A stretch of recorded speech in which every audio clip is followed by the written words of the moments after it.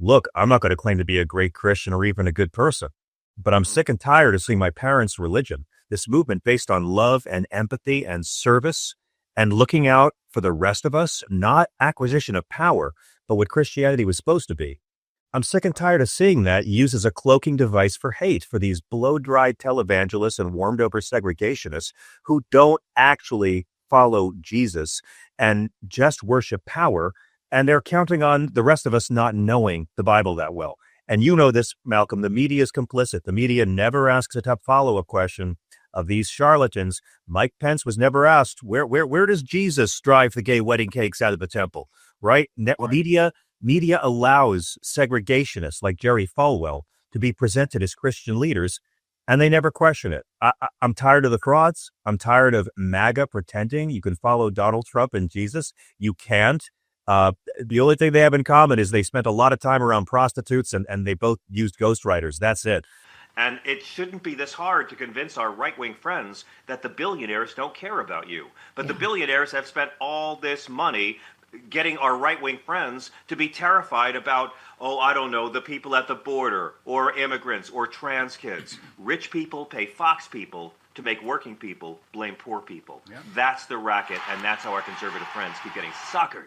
So you said J.D. Vance isn't like the school bully. He's like the school bully's flunky sidekick who cheers on the bully when he beats up the poor kid. If this was Little Rascals, Trump would be Butch and J.D. would be Woim.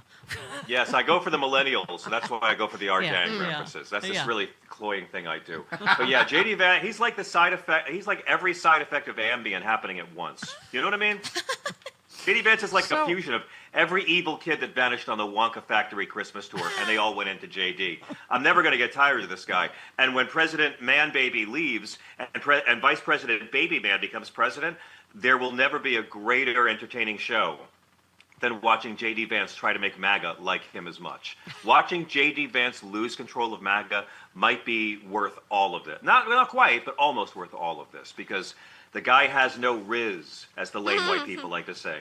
Oh, now he's speaking your language. Speaking of more current references, you said John Fetterman is so disappointing. People are calling him the rise of Skywalker.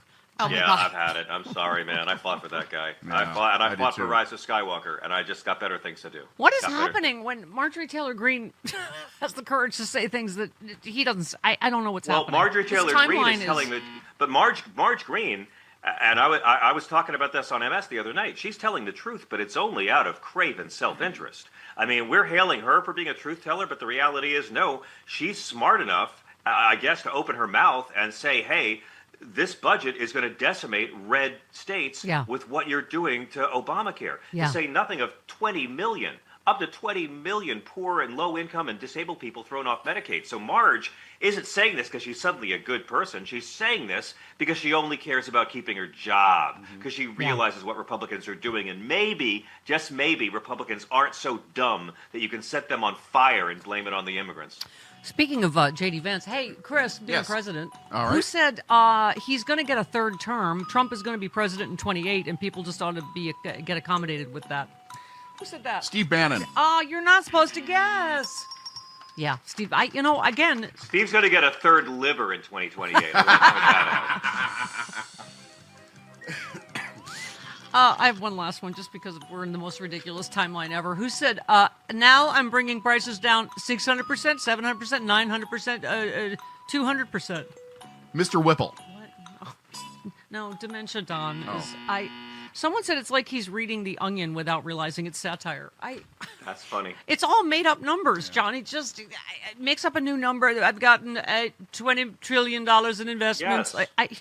None of it is... because he knows the mainstream media will let him get away with this. Yeah. He's allowed to do it. He's got the mainstream media that lets him. And when he lies, they'll call it a falsehood or a prevarication or a whopper, because they're too scared to call him a freaking liar. Yeah. A white trash, bloated, covered in way too much tragic drag queen makeup liar. They can't do it. John Carls actually said the word lie the other day to him, thank God. What did he melt down at Caitlin Collins about yesterday? Like, that's just, you're right, that's his play every time. Who are you with? Who are you with? Fake news, you're fake news, you're third-rate reporter. It's like, they don't berate them. And again, the media has allowed him to do this. The media has found this all acceptable, and they let him lie. With last weekend, after the No Kings protest, with his little video with the poop plane. I know, right? It's like 6 days ago. Who could remember that long in the past? None of the media on Sunday morning talked about President Poop Plane. They said he released an AI video that was satirizing. They can't come out and talk about what this guy's doing, that he's literally dumping feces on Americans while wearing a crown. Oh, and by the way, it turns out he needs a mask to breathe. That was the most biographical video Trump has ever put out. And they all said, something that appears to be a brown sort of substance. Oh, come on. Just say it. You're right. Like, we're suffering from people just not being able to say the unvarnished truth anymore, right? Yes. I mean, the same with Mike Johnson refusing to swear in Representative Grijalva because he's protecting child rape. Yeah. That's it. And the media can't come out and say he's protecting child rape. Mike Johnson, America's creepiest youth pastor.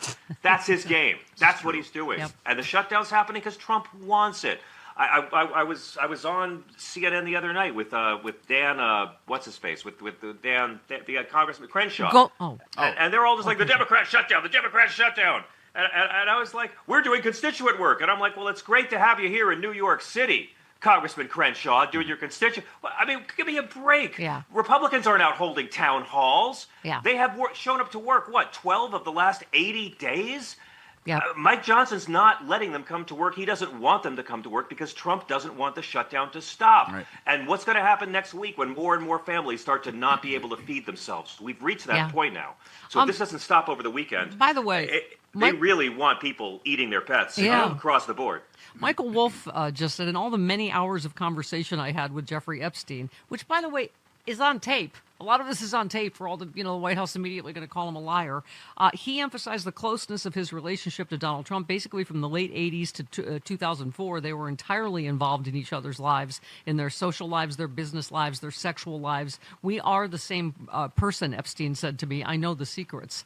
Again, this is on tape. Virginia Giuffre's book is out, John, and, apparently she has the list. And they're saying that, I do think this is going to all come out. The dam is going to break. I don't think it'll ever come out. The fact that Jeffrey Epstein You are my buzzkill. I don't need you and Chris on the same show. Buzzkill. But hang on a second. Hear me out. The fact that Jeffrey Epstein was able to, leave jail and go to his office every day will tell you that he has got dirt on powerful people beyond the grave. They won't want this to come out. And everyone, well, Joe Biden never released it. Well, Joe Biden never promised to release it, you racist twit. Donald Trump campaigned on releasing this. You don't release the transcripts of a trial when the defendant dies. The trial just goes away. But Man Baby couldn't keep his mouth shut and kept promising to release it. So that's why this is in play. I don't see how they can release it because it's so many donors of both parties, but I'm so proud to see the Democrats are willing to burn the house down. And that's all it needs to be. Democrats are the party that wants to expose child rape, and Republicans are the ones that don't. I can live on that message alone through next November. I wanted to talk to you both, Yahweh and Yesh, because I wrote a book, and it's about you guys, but it's really about some of your fans, the mean ones, the racist ones, the homophobe ones, the ones who don't like women. You guys come off really well in the book. Jesus, you come off really good in this book. I've heard that when people talk about the Bible, they tell me that God, you come off really well. Said no one ever. Jesus comes off really well. Yeah, no, God, you're very impressive, God. I don't want to say the wrong thing, but you there's some moments, Almighty, where you're kind of the alcoholic step God. You know what I'm saying? But Jesus, he's chill throughout. Like he's proof of evolution. But John, people have been twisting my message, right? And that's what this book is about. It really is, Jesus. I mean, I've gone through this book of yours many times. You never said anything against the gays. You never said anything against women having to be forced to be pregnant. I mean, you're not against abortion. You're against the death penalty, Jesus. I know that. You're like your dad in that you tell us to welcome the stranger. Yeah. I mean, the right people are twisting my message left and right, and we can't take it anymore. So we're so excited to have this book, a really rock-solid resource to show people what the Bible actually says. And that's why we love you, John. You're spreading our true good word. Simon & Schuster's Avid Reader Press presents Separation of Church and Hate, the bold, hilarious new book from John Fugelsang, available September 9th and on sale now at your local independent bookstore or your favorite non-evil website.